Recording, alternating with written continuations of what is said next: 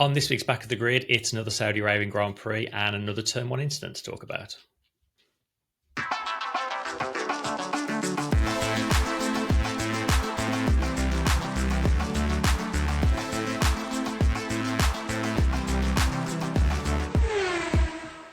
Hello, welcome to Back of the Grid. I'm Chris, joined as always by Tom.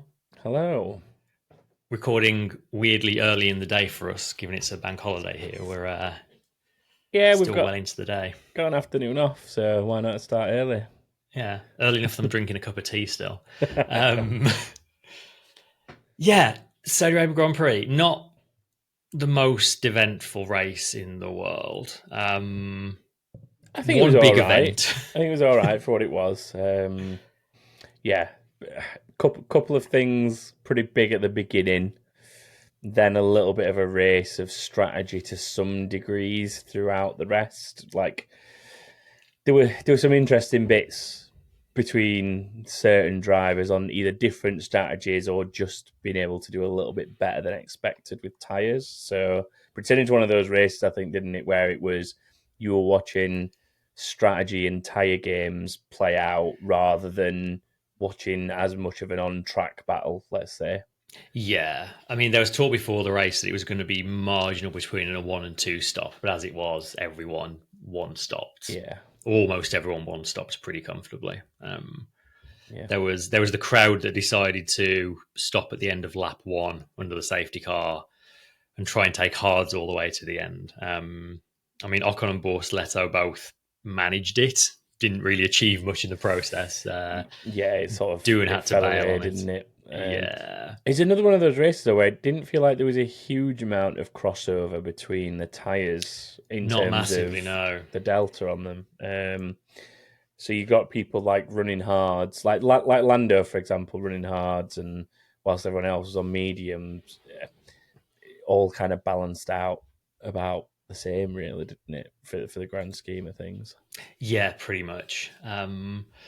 But let's start at turn 1, I suppose. Piastri and Verstappen going into turn 1 together. And an incident that I kind of feel robbed us a little bit of a more exciting race. For sure. I think if they'd have ended up going through turn 1 in the same order they started the race, I think that would have set us up for a much more interesting Grand Prix. But as it was, Piastri got a much better start and got alongside Verstappen, cut across the runoff, came out ahead, which he ended up getting a 5-second penalty for, which ultimately was what decided the race. I mean, he tried very hard to grow that gap, but even with a slightly slow stop from McLaren, it wasn't really close in the end, was it, between them? No. And I have so many thoughts on this turn 1 incident. So, I mean, I guess to start with, let's do by the letter of the rules. Yeah. As the rules stand, it was a fair cop. Like, I don't think Red Bull and Verstappen could realistically argue against that.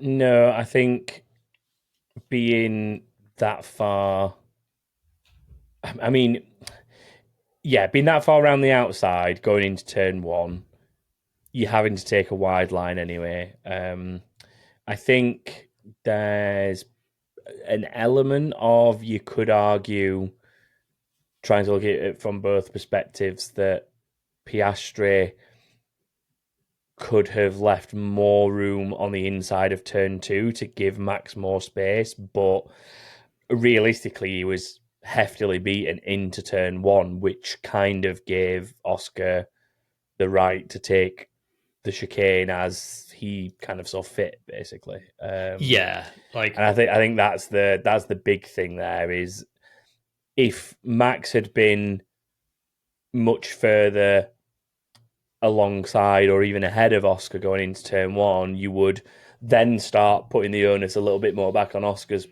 plate, saying you need to leave more room.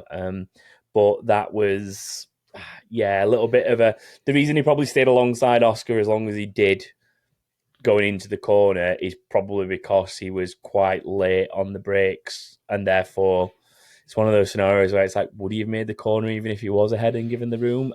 Probably not, because he was probably carrying a bit too much speed.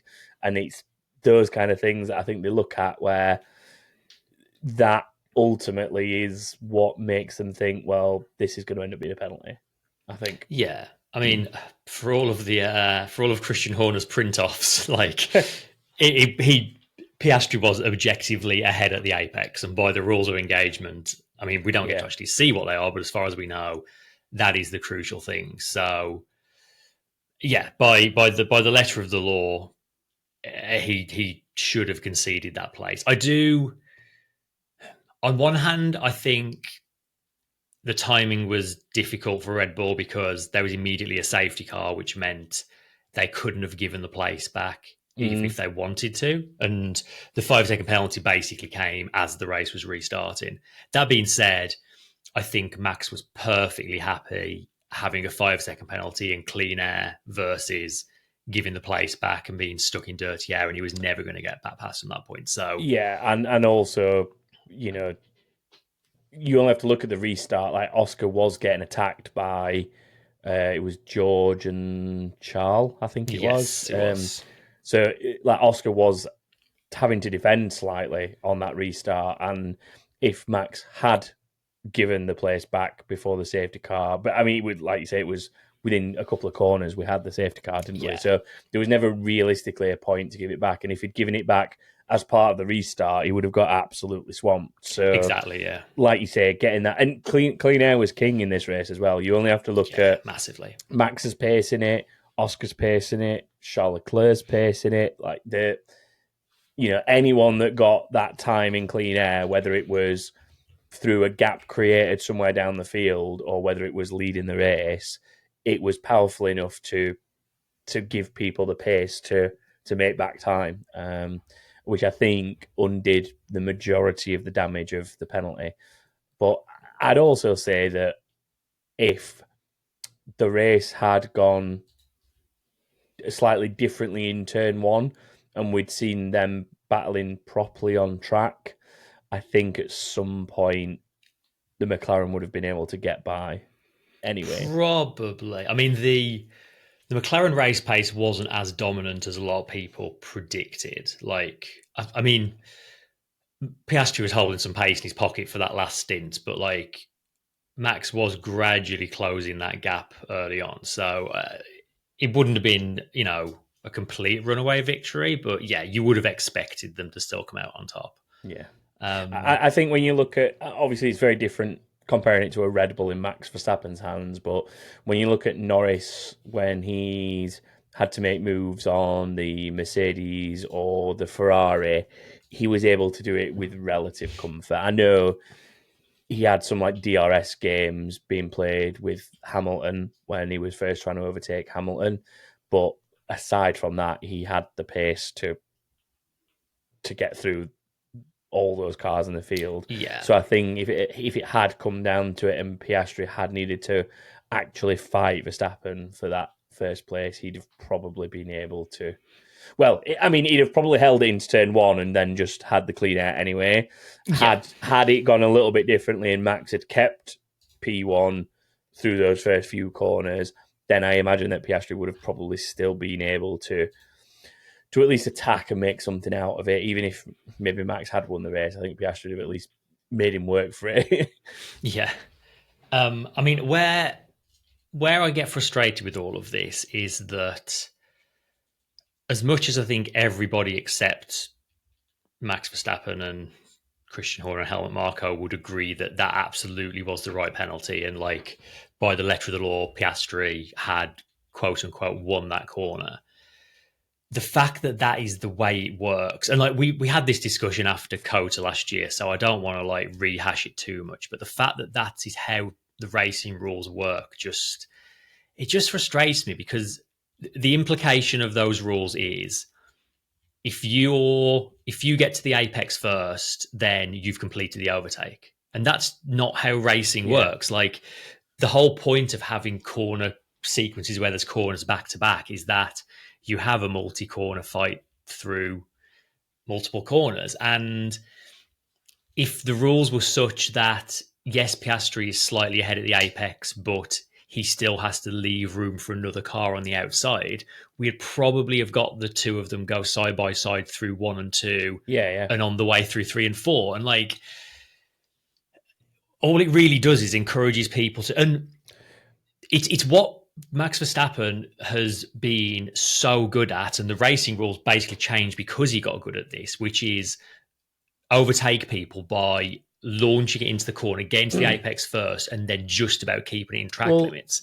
And now we've got drivers like Piastri who are doing it back to him and have also perfected that art. Yeah, and I think the thing is, if you look back to Austin, it was Verstappen versus Norris on that occasion, wasn't it? And it was Norris trying to go around the outside. Yeah, so it was a slightly different situation. Verstappen essentially doing what Piastri did and keeping the race in line, which didn't leave room on the outside because the car, in that case Norris, was not far enough alongside. And if I remember right, did Norris keep his foot in and keep the position and then just gave it back? No, he got a penalty for it. Did he get Norris the penalty? Got a penalty for overtaking off track, So I couldn't remember if he gave it back or if he got the penalty. But either way, the one thing I will give them some credit for, at least in the way it's been policed, is that's consistency, at least. Like, when you compare, obviously we talk about the fact you can't always go incident to incident, compare the two exactly, because circuits are different, car loads are different. There's a lot of different situational variables to be able to compare two things like that. But as far as someone's on the inside and ahead, and they've essentially pushed the guy on the outside off track or not given them room, and that person's then kept the foot in to try and take the position and been penalised for it, they've played out the same. The consistency is there in that regard, at least. What I find interesting, like I've not been able to dig the specific thing up to look at it, but there was a lot of reference on F1 TV to Magnussen doing something similar to this here, but getting a 10-second penalty rather than a 5. But I've not had a chance since watching the race to go dig up and look at that particular incident. And somebody in this race got a 10-second penalty. Lawson. Was it for something similar? I know he was leaving. Really? It was leaving the track and keeping a lasting advantage. I know it was sort of the same principle, but I don't know where it was. I missed the incident. So with Lawson, he made the pass kind of on the straight. He was basically fully ahead, and then he was on the brakes a bit too late, and then ran very slightly wide at turn 1 and kind of brought it back on track at the apex of turn 2. But he was kind of already ahead. He just braked a bit late, and he got a 10-second for that. And the stewards basically said the 5 seconds for Max was them applying the kind of lap 1 leniency. Which makes some sense. It's it's a tighter packed field. There's a lot of cars in that scenario, so I can see that. I mean, there's some things that they let go completely in those lap 1 scenarios. I'm not saying this should have been one of them, but like in terms of the way that the first few corners are policed, they are policed with a little bit more leniency, judging to the fact that there are a lot of cars trying to find a breaking point from a starting grid. So I can understand why. I was just interested to see that, something similar would normally have been penalised more, so they were actually a little bit lenient with it in realistic sense. Yeah, I just feel like in the vast majority of other racing series in the world, that incident, Piastri would be getting looked at for forcing another driver off the track. Well, I mean, there was. So, I've spoke to you about me watching World Endurance at Imola this weekend. Yeah, there was an incident at Imola where I can't remember who was involved in it now off the top of my head. I'd have to go back and look because obviously it's a 6-hour race, so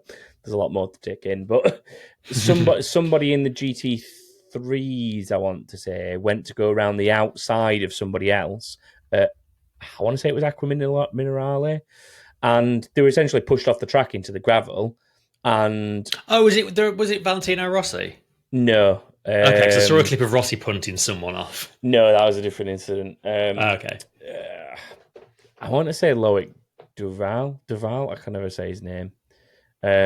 But anyway, essentially, someone got pushed off for trying to go around the outside, and from what I remember, the incident was policed as you should have given that driver room, and there was something like a 5-second penalty given out for that, and then further up the track, the same driver then essentially moved out to the right and pushed somebody onto the grass on the other side and so they ended up with like a double whammy of 5 or 10-second penalties for pushing people off the track. And that wasn't that dissimilar an incident to this, only difference being it was in full flow racing, not like a lap 1, turn 1 kind of incident. It does show the difference in different categories. And in theory, when you're driving in sports cars like GT3s and stuff like that, it's a lot easier to go side by side and make contact. Like, so you'd a lot less risky. You'd have thought that rules would be a bit stricter in something open wheel like Formula One, where you can't like rub each other and get away with a bit of contact in that in order to stay on the track or push someone to the limit. It's like there's a lot less room for error in those scenarios in F1. Yeah, totally. Yeah, like I say, I think it's a weird one because in a lot of other series, like you say, Oscar would be considered the aggressor in that incident and the one at fault. Whereas when you end up looking at it in the eyes of the Formula One rules and the way Formula One works, he's not.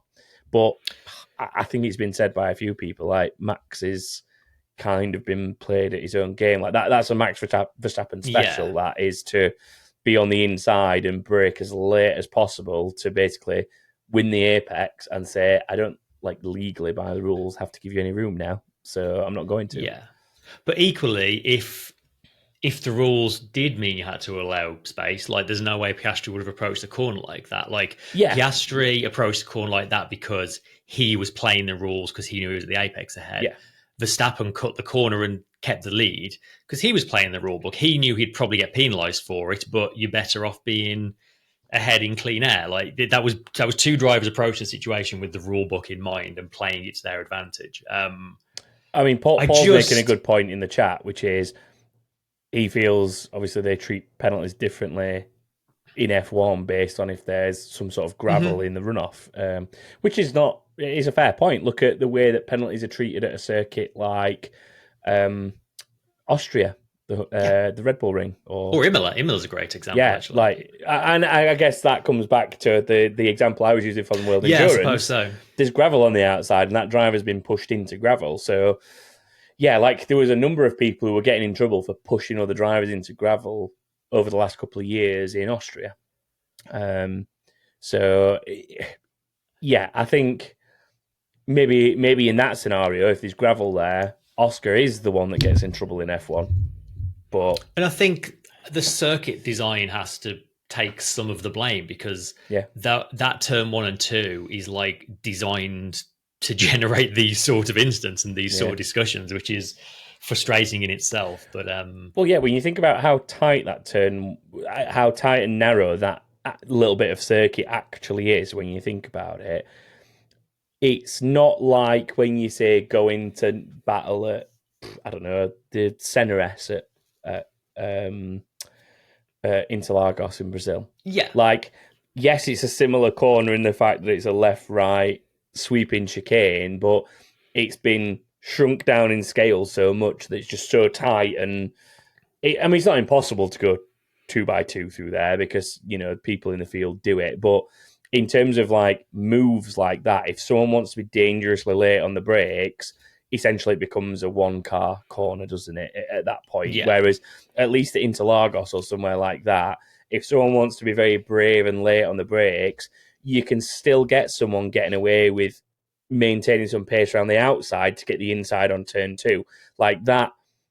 That is the same corner, but designed properly, in my opinion. Yeah, and that really bothers me about this track, because they call it a street track, but it's not. No. They had a big empty piece of land to build a racetrack on, and they could have done anything with turn 1 and 2, and they did that. Yeah. And it sucks. I mean, even if you look at it when it's not a racetrack, there's only a very small proportion at the top end that's actually a road, from what I remember. Yeah, the vast majority of it is not road. Whereas even your things like Albert Park and Montreal that have elements of them that are just for the track purposes only, and that's it.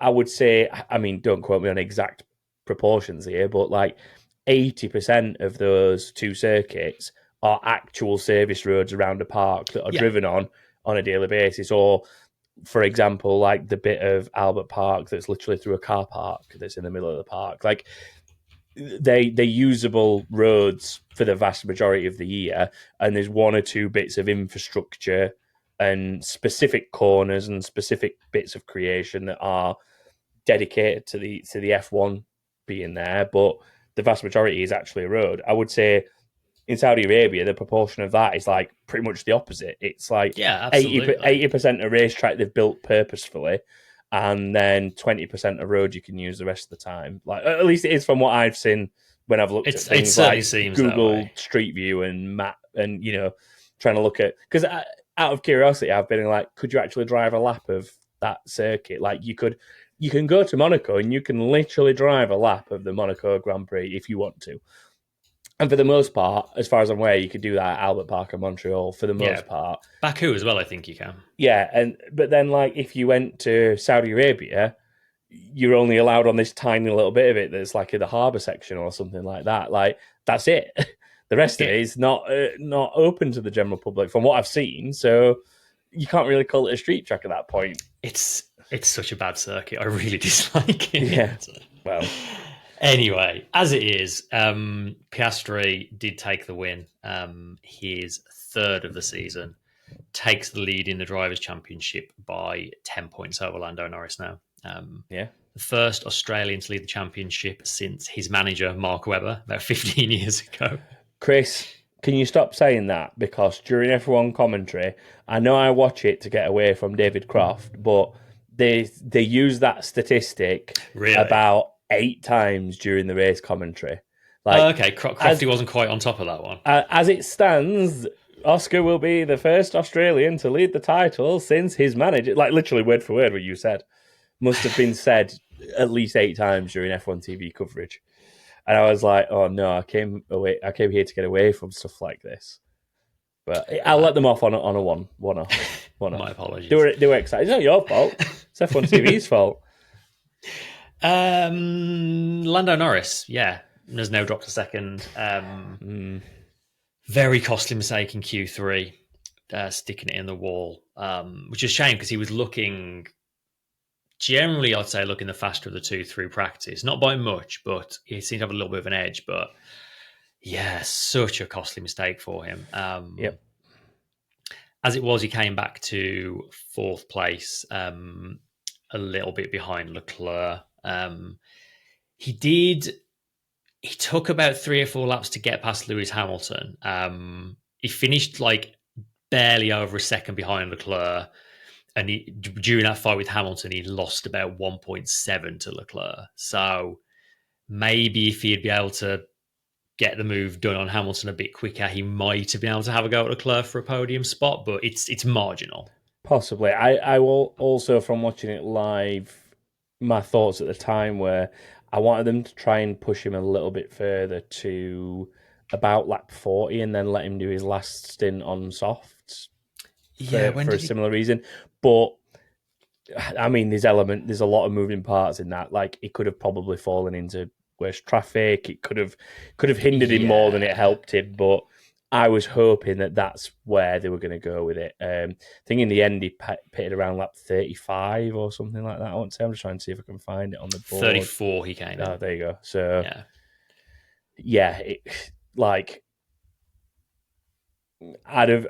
part of me wanted them to eke it out to about lap 40 so he could have a go on the softs for 10 laps, but I don't know if the softs would have lasted that long. But the deg wasn't too bad, was it, realistically? And no, not at all. They'd have been low fuel at that point, so it possibly could have made it work. But I think the only mistake from Norris's perspective in terms of the race was not catching on to the DRS trickery of Hamilton first time. Trying the same thing like 2-3 times, whatever it was, and then constantly getting re-overtaken with DRS down the start-finish straight, or whichever straight it is. He really needed to learn from that first time and not let it happen the second and third time. But other than that, I think he had a really strong race to recover from what was a little bit of a clumsy incident with the curbs in Q3. Yeah, definitely.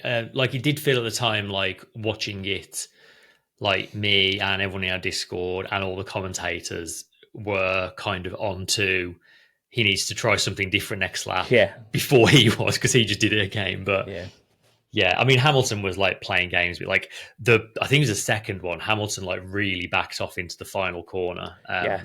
Which was borderline sketchy. I mean, it was the other way around, to be fair, wasn't it? When it was him versus Verstappen, it was Verstappen doing the slowing down. But I mean, it just goes to show, like, Hamilton at the time calling it out as dangerous and all the things he had to say about it. But the second the shoe's on the other foot and he's the one defending, he's doing this like every driver on that grid is as bad as one another.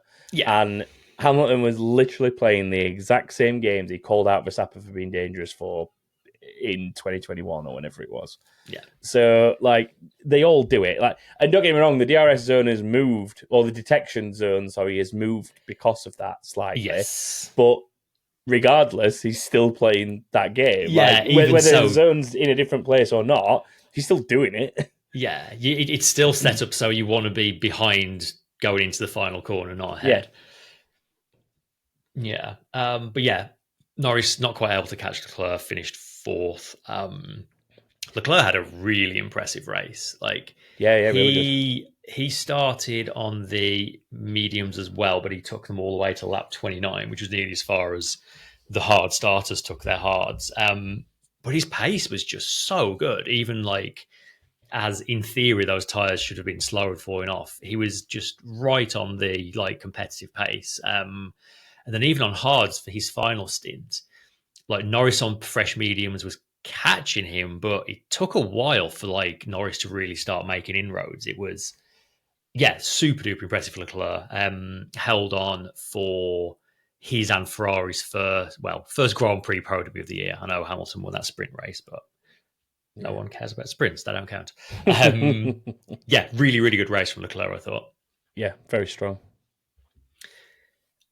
Mercedes, bit middling there. After had a few good weekends, but their pace really dropped off. They were pretty significantly behind like everyone ahead of them in the end.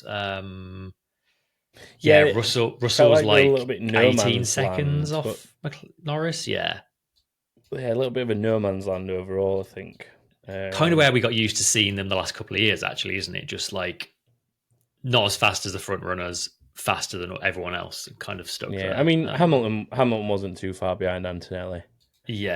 But then when you start looking back to like Sainz and Albon, you've got like another 30-second gap then. So like basically Russell, Antonelli and Hamilton having like a weird little race of three in the middle of the front runners. And because like obviously this is what I mean about Norris's pace generally. Like once he'd leapfrogged the likes of Russell, Antonelli, Hamilton, whether it be through pit stops or, you know, doing it on track, whichever way around it worked out, once he was ahead of those, he comfortably had the pace to stay ahead of them. And kind of like you pointed out, if he'd not maybe lost as much time fighting Hamilton the way he did, he'd have possibly got Leclerc as well. So realistically, that Mercedes, considering that it's been in touching distance of the podiums and even on the podium in the first few races of the season, definitely struggled a lot more here than you'd have thought it would, and was like off the pace compared to the likes of Verstappen, the McLarens and Leclerc. Mm-hmm. Yeah, a little disappointing from them. And then I just say Hamilton's behind them, but Hamilton had a really rough weekend again. He like barely made it into Q3. Yeah. Started 7th, out qualified by Sainz, 6/10 off Leclerc. Kind of in a bit of a no man's land again. He just looks a bit lost with that car. Like, I I think this entire generation of regulations hasn't suited Hamilton in general, and like it just feels like we've seen the same struggles that he had in the last few years of Mercedes. Ultimately, Yeah. Um, yeah, it's a difficult one. I think it's like you say there is the ground effect in general is probably an area that's not really suited him all that well, isn't it? no, When you look at it, be very interesting to see how it pans out for him when we come around to the changes in the regs next definitely. year. Very interesting. Double points for Williams. Working together in the closing stages to keep the DRS train going and holding off Hadjar, which is actually, I thought they were kind of trying to faff around with it too much, but they executed it pretty well in the end. Sainz looks much happier this weekend than he has in previous ones. And just nice to see Williams sort of becoming regular points finishers. Like it's unusual for them not to have at least one car in the points already. Yeah, I think we've reached a point now where they're somewhat back within midfield contention pretty decently. Yeah, definitely. Like I think overall, just trying to think overall standings wise where this leaves them, it jumps them above Haas into fifth. Yeah, P5. Yeah, they were already above Haas. Whether this result's what's done that. So yeah. Like I could, at the minute, I could basically see. I mean, Williams and Haas probably battling over the best of the rest, but the other team that should really be there is Racing Bulls. But whether or not that'll happen now they've not got Tsunoda is another matter. Like Hadjar's doing all right with it. Obviously, Lawson's slowly getting to grips with it. I think his pace seems to be getting better weekend on weekend. So I can see them picking up some decent results over time, but it looked like the better of the cars, and I think maybe just the experience of a duo like Albon and Sainz will end up paying dividends for Williams in the end when you compare it to a team like Racing Bulls. Yeah, I mean, Lawson was running just outside the points most of the race, but as we said earlier, he got that 10-second penalty for going off track when he passed Doohan, which it felt a little bit harsh, to be honest. But yeah. And then, Hadjar points again. He was only 14th on the grid, but he did kind of reverse strategy, started on hards and took them actually to the same lap Norris did. It was one of those where like Hadjar was running up in the points, like, oh, well, he's not pitted yet, so once he pits, he'll drop back down. And then all of a sudden it's like, hang on, he's still in the top 10 and he hasn't now pitted. Really well executed race from Hadjar. He's given how rough his start to the season was, he's really kind of settled in. He's doing a good job. Impressed with how he's progressing so far. Yeah. We should mention Tsunoda. I mean, weekend didn't start off great with that crash in practice. Bit of a silly one, clipping the inside wall at the final corner. Managed to get into Q3, albeit a second off Max's pole time, which is not great. But yeah, that lap one incident with Gasly, I think it went down as a racing incident in the end. Probably about right. I mean, if you were going to apportion blame anywhere, you would probably put it on, I want to say, on Tsunoda for trying to hang it around the outside from so far back.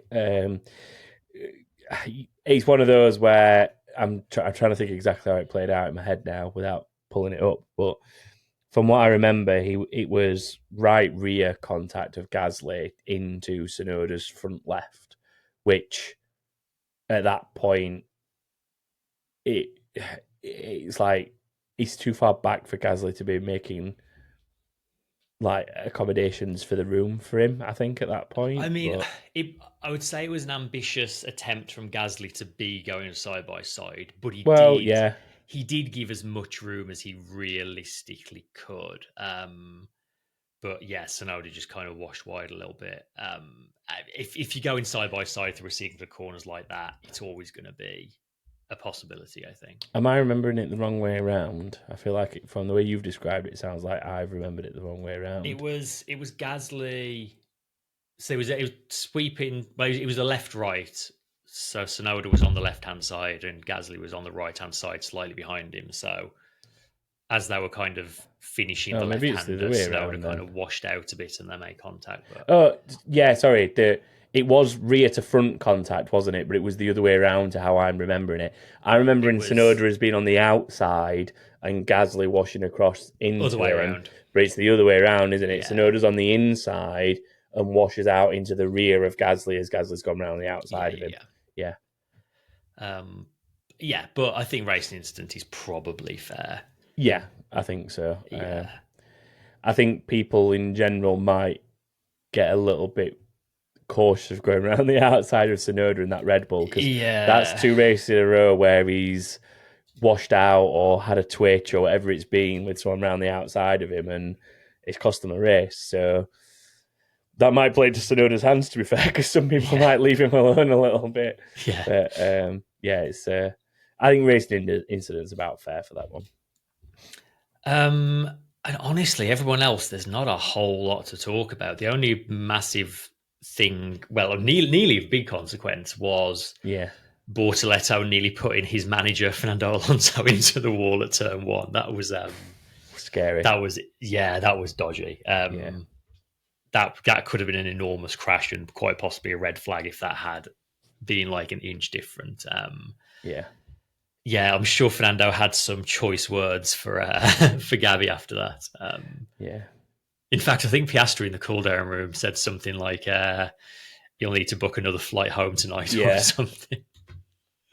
Yeah, a bit of a rookie thing to do from him.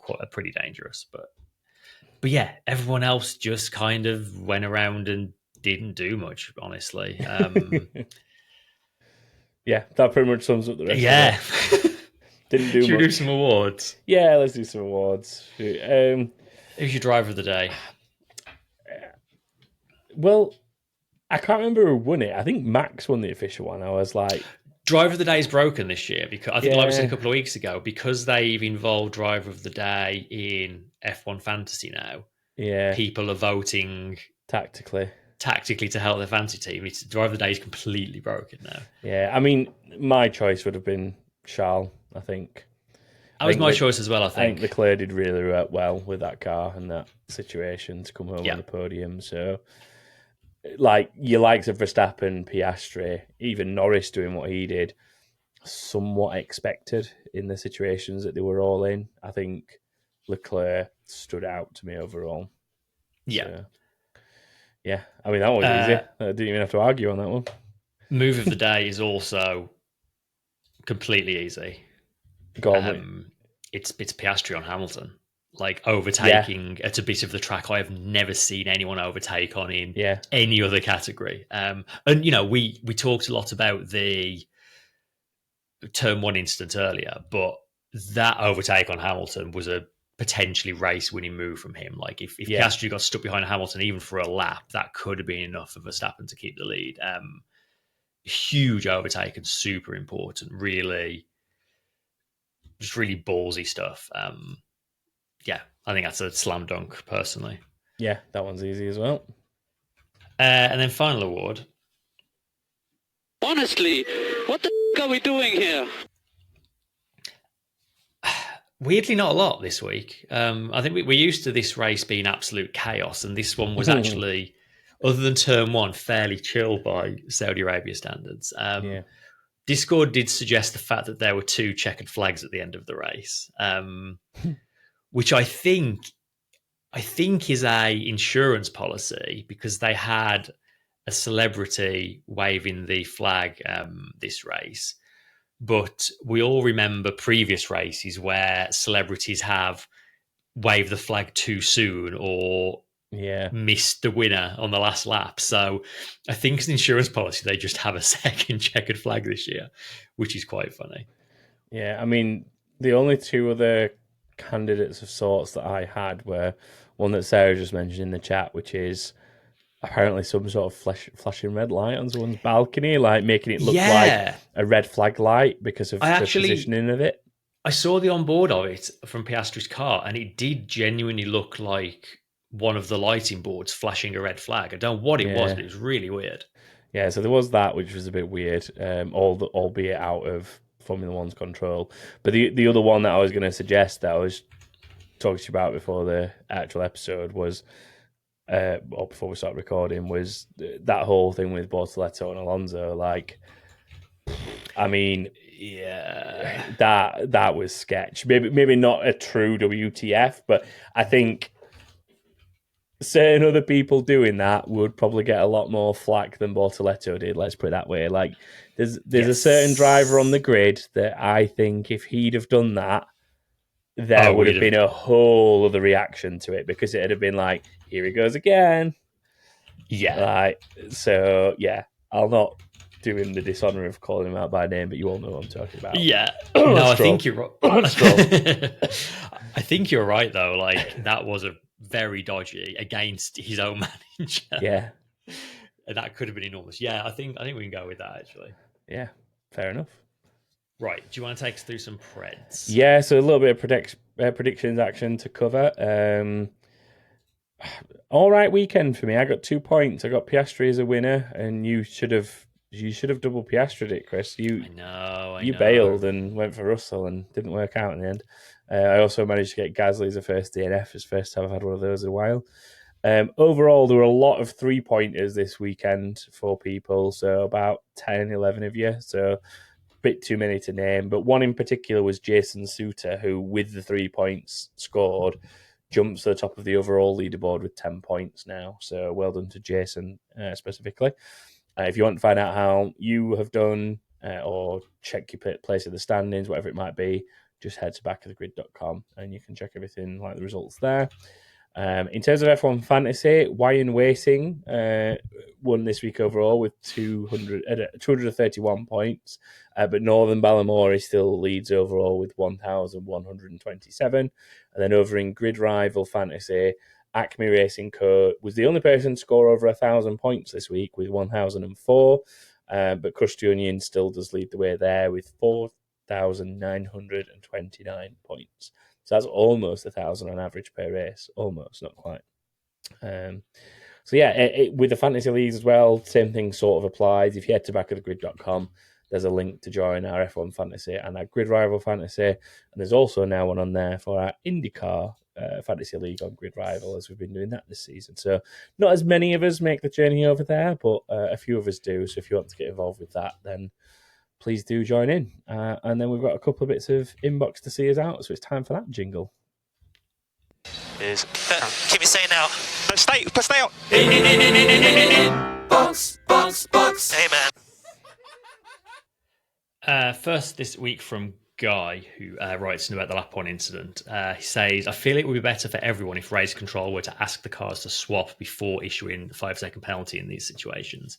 If they don't swap, then award the penalty. Otherwise, it's a bit of a stab in the dark to know where the officials stand, and people always give back the position when maybe they shouldn't through fear. I think Max should have given it back in this situation, but the first corner can't fit 2 cars side by side, so 5 seconds seems kind of harsh. I'm sure race control used to give them the ultimatum, as you could hear us on team radio. Does this happen and we don't hear it, or is it now a blind process for teams to manage? It's something they stopped doing after the whole scenarios in 2021, isn't it? It was literally from 2022 onwards, I think, that they got rid of it because of all the arguing, pettiness back and forth of we should do this, we shouldn't do that, blah blah. And I think getting rid of it completely was a step too far. It was like an overcorrection. The simple thing to do, and we've said this so many times on this show, is take sports like WEC and Formula E and whatever else, and race control have a one-way radio communication with every driver, and they can essentially, at that point, say, give that position back or be penalised for it. And at that point, job done. There's no arguing back because it's a one-way line of communication. And if the driver doesn't like the decision, it's tough because they either comply with it or they get a harsher penalty for not complying with it. So I think it's an overcorrection from that whole scenario. I think so too. So Guy's right in saying he doesn't notice that it happens anymore just because it doesn't. But yeah, I think getting rid of it completely was maybe not the best idea because there is an element of it that's right there, which is people trying to guess if they're going to have to give a place back and maybe doing it, but then the stewards reviewing the incident wouldn't have actually penalised anyone. They have given it back unnecessarily. So I think it would be a lot clearer and easier if the stewards did just get involved and say, return that position within 3 laps or we'll assess it for a penalty. Yeah. Yeah, I totally agree. Just on the, I meant to say this earlier, on the first corner can't fit 2 cars side by side. I know that's said slightly tongue in cheek, but actually, if you go back and watch the replay of the start of that race, there were 8 other pairs of cars that went through turn 1 and 2 side by side, and only one other driver had to cut the corner. So it is actually absolutely possible. But when you've got 2 drivers fighting over the lead and they're both playing the rule book, then it's not going to happen. Yeah, very different. The other one for this week is Jay Alexander saying, hey man, after 5 rounds, Lewis is still struggling with his Ferrari, and in the politest way possible, should he be given as long as he needs to learn it, or does his status as a 7 times world champion demand a higher standard? This is touching on maybe what we sort of talked about a little bit earlier. I don't think Hamilton is at Ferrari, and I don't think Ferrari have hired Hamilton for this season. Ultimately, there's lots and lots of people up and down that grid, and lots of teams up and down that grid who are not going through the motions this year, but most of their focus is on the new regs in 2026. If we get to those new regs and Hamilton is still struggling and being outdone by Leclerc, then I think some difficult questions do need to be asked. But I think he's in a learning phase right now. As you said earlier, I don't think this generation of regulation suits him in general. But at the same time, he is definitely being given more time to figure this out than any other driver probably would as a result of his status as a 7-time champion. So it kind of goes both ways, I guess. Yeah, I think Vettel had similar times at both Ferrari and Aston Martin. Yeah. Where you gave him benefit of the doubt for a lot longer than you would other drivers because he came into those teams as a 5-time champion. So I think there's an element of that in this. I think if Leclerc manages to win a race or 2, as in legitimate GPs, because obviously Hamilton has had the sprint win, but if Leclerc manages to get himself into a position of winning a race or 2 this season, and Lewis doesn't, I think unless he seriously picks up with the new regs, that might sort of hang over Lewis a little bit going into that new season. And what was his deal? Do we know the length of his deal with Ferrari? I want to say, or was it just multi-year? I think it's the old multi-year. It's very rare we actually get a straight answer these days, isn't it? Yeah.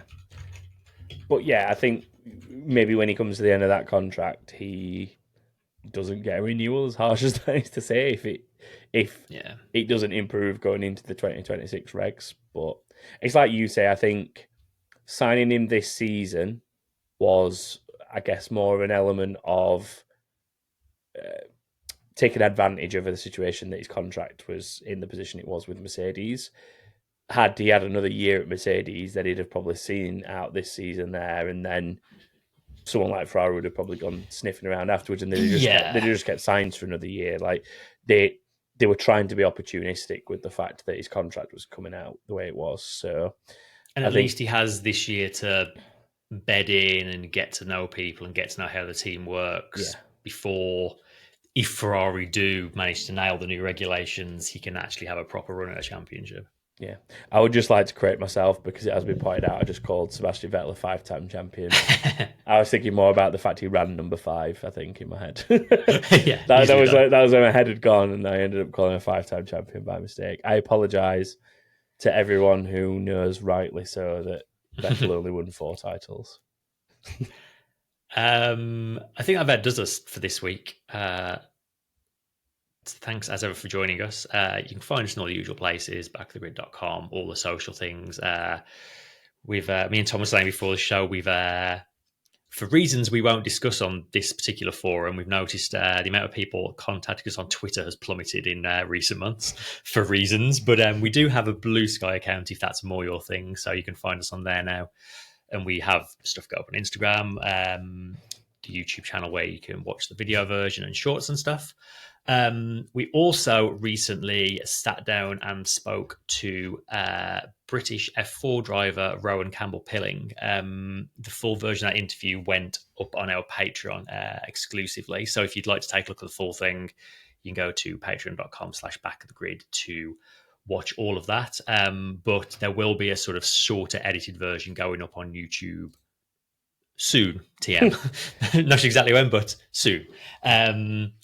But I mention that also because there is no Formula One this coming weekend, but the first round of the British F4 Championship is at Donington Park, 26th and 27th. So if you need something to watch, go watch that and cheer on Rowan. And I think that is everything. So thanks as ever for joining us. We'll be back next week to preview the Miami Grand Prix, because we're just getting bangers of racetracks back to back at this point in the season. All these fantastic streets that have been turned into circuits. Definitely real streets.